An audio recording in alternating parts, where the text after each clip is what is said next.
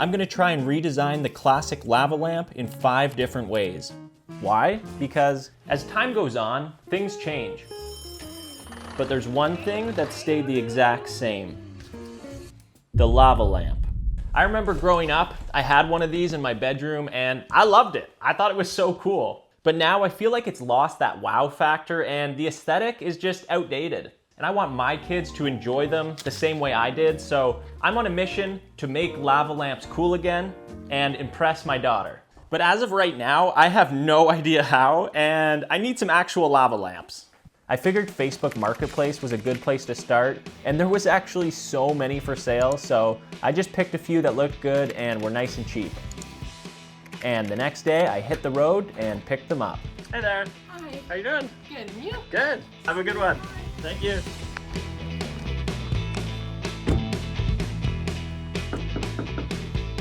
And just like that, my new collection of lava lamps. With step number 1 accomplished, it was time to move on to the first redesign. And we're gonna start off nice and simple. Just kidding, this is the most complicated one and a process I've never attempted before. There's this style of lamp that I've seen online called an urban decay lamp, and it's pretty awesome.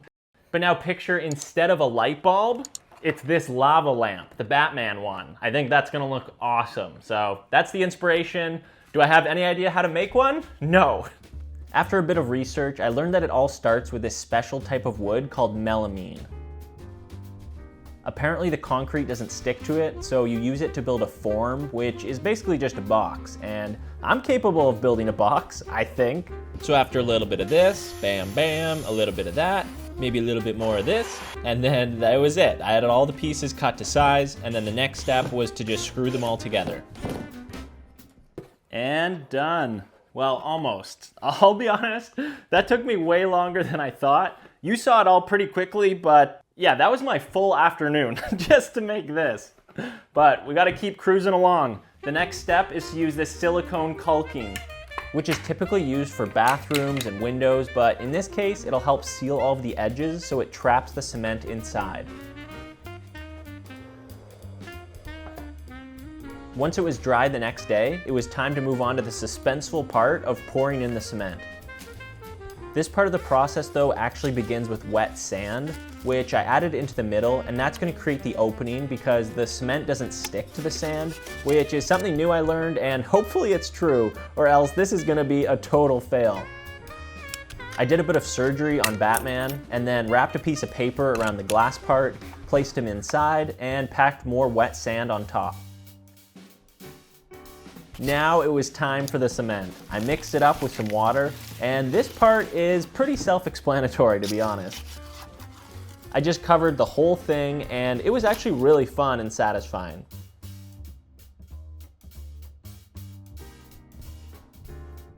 Oh, and I used a piece of tubing to keep the cord accessible, and I added in some rebar for extra support.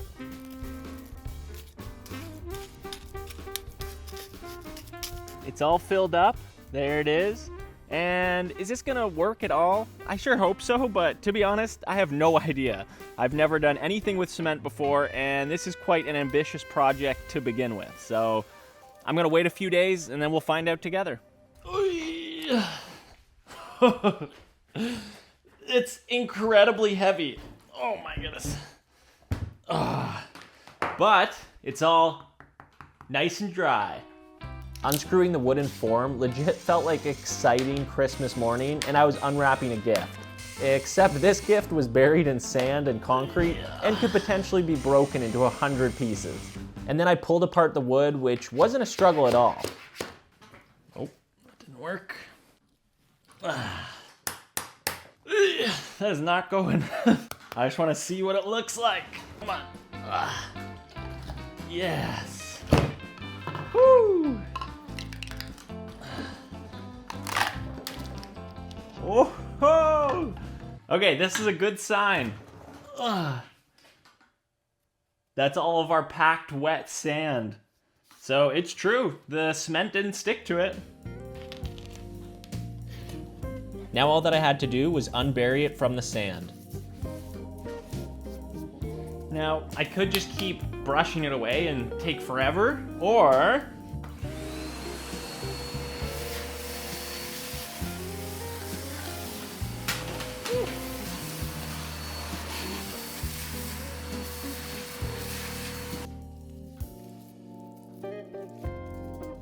I am very happy and excited that it didn't break. Look at it. That's in perfect condition still. After brushing away the last bit, it was time for the moment of truth. Okay, here we go. Please turn on. Oop. Oh, that's not good. Oh no.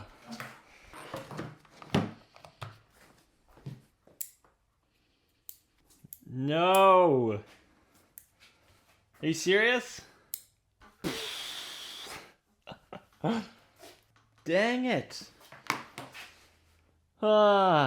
Should I have thought this through better before just encasing a lava lamp in cement? Yes, probably. Yeah, I didn't think some things through clearly. Definitely some water or cement got inside the electrical part, which, duh, I should have thought of that.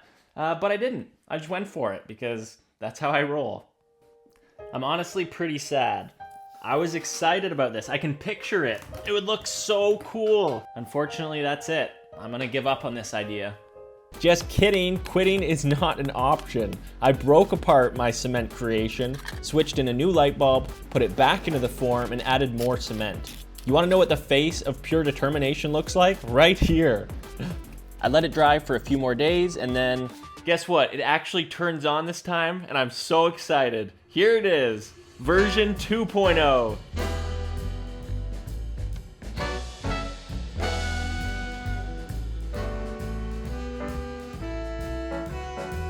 I actually kind of like all of the cracks and blemishes it has now. It just adds a little bit of character. What a wild ride it has been to build this thing, but don't give up on your dreams. Oh, words cannot describe how happy I am that it finally worked. Oh my goodness, it's beautiful. And design number 1, officially done. For this next design, I'm gonna keep things much easier and simple. It's still gonna be cool, but just a lot more simple and made out of some wood. I started by cutting up a section from this old fence post. The day before, I had taken apart and just completely disassembled this fire-looking lava lamp, and so this was gonna be the one that I'll use for design number 2. So I'm thinking I'm gonna carve a hole all the way through so that the lava lamp sits inside of this, and it's a nice wooden base instead of this janky metal thing. Once I had the wooden base all carved out, I added some gold spray paint to the top and bottom just because I thought it looked snazzy and matched the wood nicely.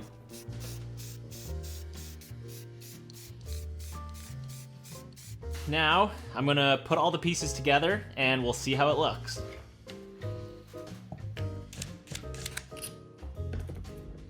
I used some of the leftover metal bits as a barrier in between the wood because lava lamps tend to get pretty hot when they're on.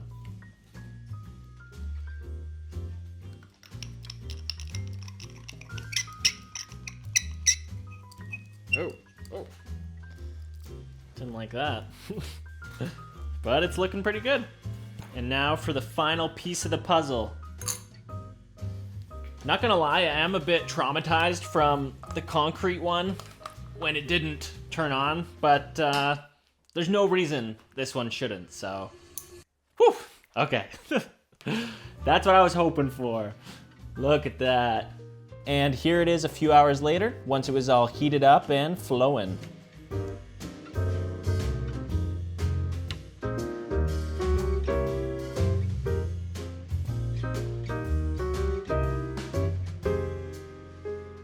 This one was definitely less time consuming than the first one, and overall, I think it's pretty neat. I'm happy with it. I'm gonna make even more though, so let's keep on going. Did you know that you can make your own homemade lava lamp? Well, I just recently found this out. These are the materials that you'll need, some basic stuff that you probably have lying around your house, and then other things are pretty cheap to buy. It all starts by adding some baking soda into the jar, I just kind of eyeballed it, did a few scoops. Then you fill it all the way up with vegetable oil.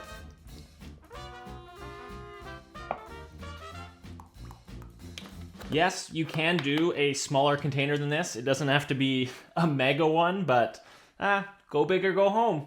Next, take a separate cup, and in that one you add the vinegar and some food coloring and mix it around. And then you want to take your LED light, put the container on top of it, like so. Ooh, it already looks so cool and glowy. And then you pour in your vinegar mixture. Oh, actually, I'll bring you in close for this part. Hold on.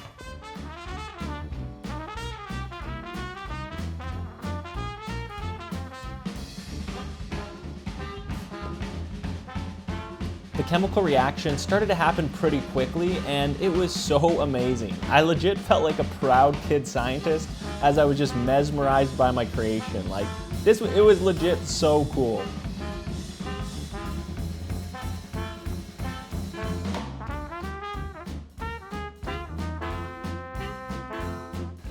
Okay, I'm very impressed by this. Like, for how easy it is to make, but then it's such a cool effect, and it's lasted for like over 10 minutes now, and it's still going.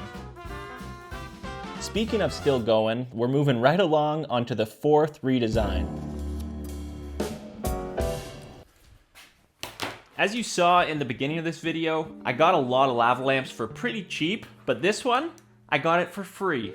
Why? Well, because it doesn't work. It's completely broken. But that's okay. For this next redesign, I'm not going to use it as a functioning lamp. Instead, I'm going to turn it into a terrarium. If you aren't too familiar with that fun word, a terrarium is an enclosed glass container full of plants and soil. They're like little mini environments. So instead of using a regular glass container, I'm going to use this. Which meant I first had to empty it.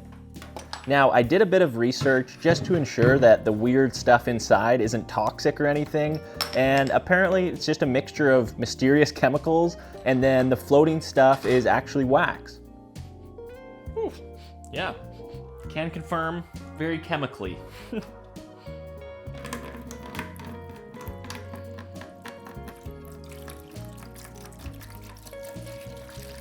The liquid came out really nice and easy, but it was definitely a bit of a struggle to get all of the wax out.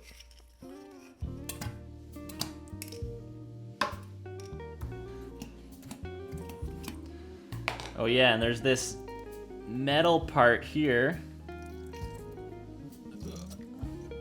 There's this metal spring in the bottom, and that helps to evenly distribute the weight to the wax. I finally got it emptied, gave it a good wash, and bam, there it is. All nice and clean and ready to have a little garden planted inside of it. Now, you can't really just chuck some plants inside and hope for the best. There's actually a bit of strategy involved, which begins with first adding a layer of drainage rocks.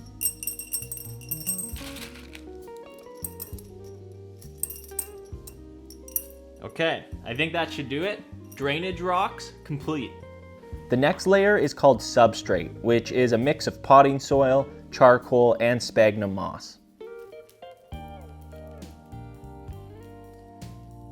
It'd be helpful if I had a funnel, so it wouldn't just go everywhere else except for in, but I don't have one, so we're doing this method. What I do have, though, is a piece of styrofoam stuck to the end of a skewer, which is a very handy tool to help flatten down the substrate.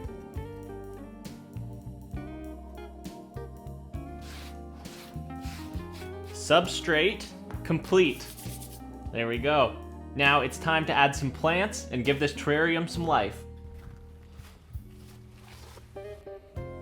I started by gathering some moss,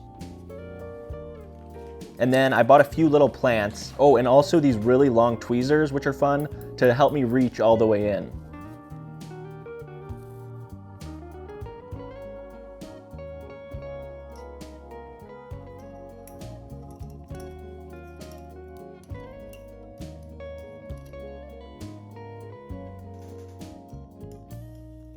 The skinny shape of the lava lamp made it pretty tricky. The tweezers barely reached to the bottom, and it took some time to get everything in place.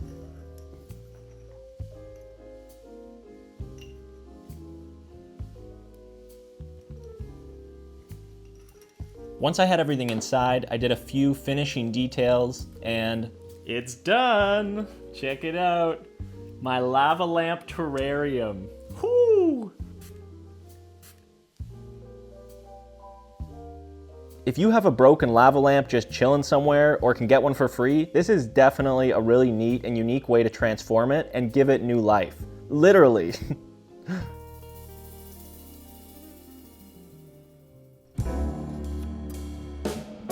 I'm gonna speed run this final redesign, and I don't really know what I'm gonna make yet, but it's gonna be with wood. I'm gonna make it in the barn, and I'm just gonna get creative and see what happens.